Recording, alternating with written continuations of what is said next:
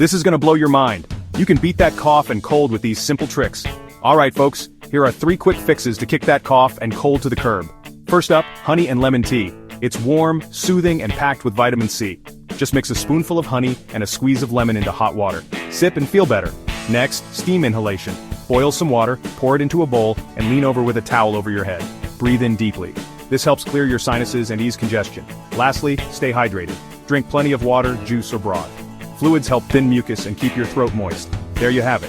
3 easy ways to say goodbye to that pesky cough and cold. Stay healthy, everyone.